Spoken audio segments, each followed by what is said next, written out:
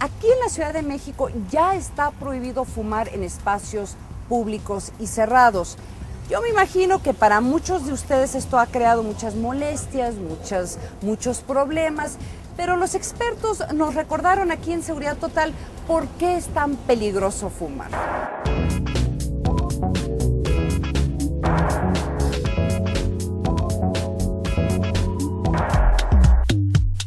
¿Sabía usted que en nuestro país al año se registran 50,000 muertes causadas por el tabaquismo? Según reportes de la Organización de la Salud, cada 8 segundos muere una persona por una causa relacionada al tabaquismo. Ojo, no lo digo yo, lo afirma un organismo internacional.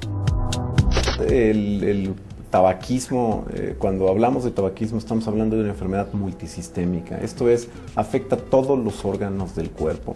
Los consumidores crónicos del tabaco pues padecen de una gran variedad de enfermedades.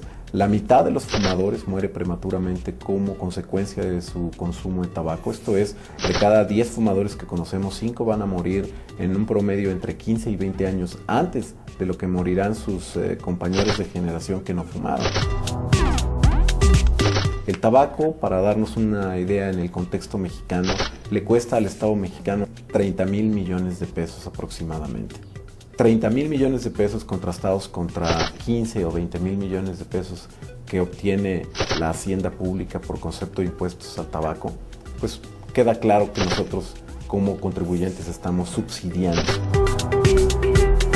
Esto quiere decir que si las personas no fumaran, nos podríamos evitar 9 de cada 10 casos de cáncer de pulmón, 8 de cada 10 casos de enfisema pulmonar, 5 de cada 10 casos de infartos al corazón, 5 de cada 10 casos de hemorragias o infartos cerebrales.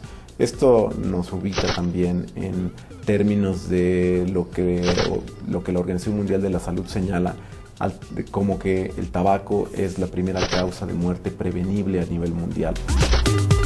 Hay que recordar que hace algunos meses la debacle que había entre fumadores y no fumadores sobre sus derechos de cada cual es un verdadero dolor de cabeza para muchos comercios y restaurantes.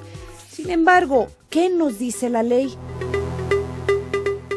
Bueno, las leyes están obviamente orientadas a proteger a los no fumadores y este falso debate con referencia a un derecho inexistente, aquel que argumentan o esgrimen los fumadores de un derecho a fumar, es algo que no existe en ninguna ley primaria o secundaria del país, es decir, no hay un derecho a fumar, no está contemplado, en cambio sí está contemplado el derecho a la salud.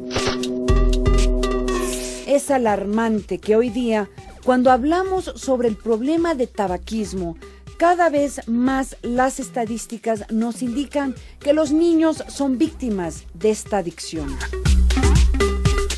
En México, de acuerdo a la última encuesta nacional de adicciones, el 26%, entre el 26 y 27% de la población de 12 a 65 años fuma. Cada vez las generaciones inician en el tabaquismo mucho más jóvenes.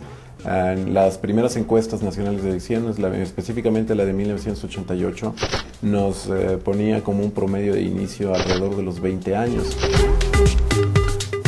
Y la encuesta mundial de tabaco y juventud en el 2003 nos señala que los jóvenes empiezan a fumar alrededor de los 11 o 12 años y que hasta un 20% empieza a fumar antes de los 10 años. Bueno, yo soy diseñador gráfico, sobre todo editorial, y empecé a fumar a los 17 años. ¿Y por qué empezó a fumar? Pues más que nada era por imitación, de que se quería uno sentir más interesante con las muchachas y por imitación de gente mayor. Entonces por eso empezó uno a fumar y sí es un vicio muy adictivo. Empieza uno fumándose 1 o 2 cigarros al día, al ratito ya necesito 1 o 3, al ratito necesito 1 o 4, al final eran 2 cajetillas.